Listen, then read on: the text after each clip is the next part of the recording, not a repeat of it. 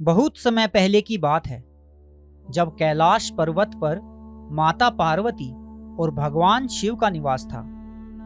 चारों ओर शांति थी, आकाश स्वच्छ था और वातावरण में केवल एक ही नाम गूंजता था, शिव, शिव और केवल शिव।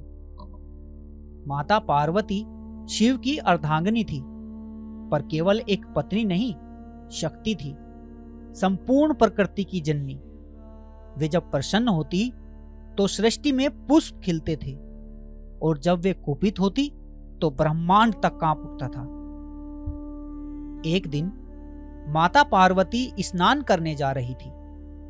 उन्होंने सोचा कि उन्हें एक ऐसा सहचर चाहिए जो उनका पूर्ण आज्ञाकारी, विश्वास पात्र और निजी रक्षक हो, जो केवल उनका हो, उनके ही रूप से उत्पन्न हो और उनकी सेवा में निष्ठा से जुड़ा हो।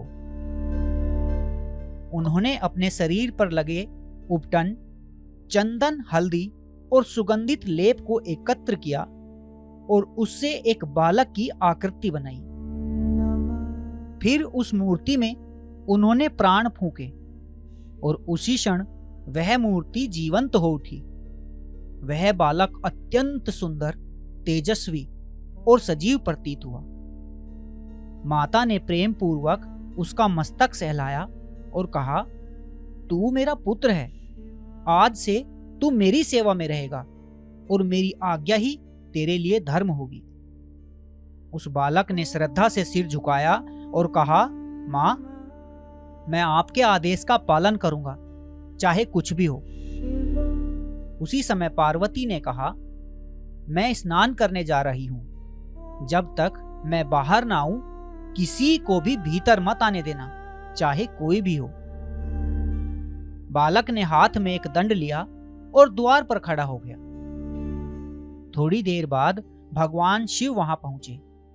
वे माता पार्वती से मिलने आए थे, लेकिन उन्हें द्वार पर एक अपरिचित बालक खड़ा मिला। शिव ने कहा, पुत्र, मार्ग छोड़ो, मैं भीतर जाना चाहता हूं। बालक बोला, क्षमा कीजिए, मेरी मां ने आदेश दिया है कि जब तक वह स्वयं न कहें कोई भीतर नहीं जा सकता। भगवान शिव मुस्कुराए पर बोले, मैं तुम्हारा पिता हूं, मैं इस ग्रह का स्वामी हूं, रास्ता छोड़ो। बालक की आंखों में जरा भी डर नहीं था। उसने गंभीरता से उत्तर दिया, आप जो भी हों, मेरे लिए केवल मेरी मां का आदेश सर्वोपरि है। मैं आपको भीतर नहीं जाने दे सकता। अब शिव आश्चर्यचकित हुए और थोड़े क्रोधित भी। उनके गण भी वहां आ पहुंचे। उन्होंने भी बालक को समझाने का भरपूर प्रयास किया, पर वह टस से मस नहीं हुआ।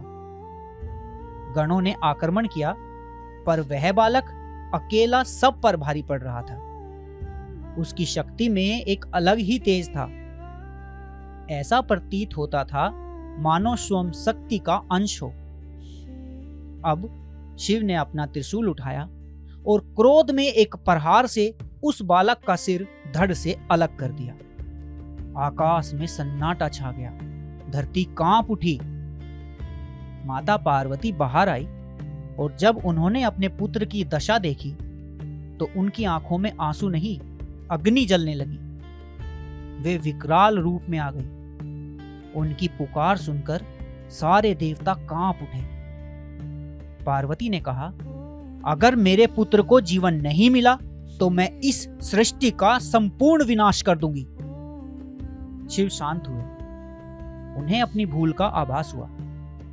उन्होंने अपनी भूल स्वीकार करते हुए गणों को आदेश दिया, उत्तर दिशा की ओर जाओ। जो भी पहला प्राणी मिले उसका सिर लेकर आओ। गणों को सबसे पहले एक हाथी मिला, जिसका स्वरूप शांत, विशाल और सरल था। वे उसका सर ले आए। शिव ने अपने कर कमलों से बालक के शरीर से गज का सिर जोड़ दिया और उसमें प्राण डाल दिए। उसी क्षण वह बालक पुनः जीवित हो उठा। माता पार्वती की आंखें नम हो गई। उन्होंने अपने पुत्र को हृदय से लगा लिया। शिव ने तब सबके सामने घोषणा की, यह मेरा पुत्र है, केवल पार्वती का नहीं। अब समस्त ब्रह्मांड का गणपति होगा। यह समस्त गणों का अधिपति होगा। इसको सबसे पहले पूजा जाएगा। कोई भी पूजा, कोई भी कार्य इसके बिना आरंभ नहीं होगा। उस दिन से वह बालक कहलाया गणेश। वह बना विघ्नहर्ता, बुद्धि और विवेक का देवता, सबसे पहले पूज्य। श्रावण मास की कृष्ण पक्ष की चतुर्थी तिथि को ही यह महान लीला घटित हुई और तभी से इस दिन को विशेष माना गया। शिव, शक्ति और गणेश के इस अद्भुत त्रिकोण के कारण।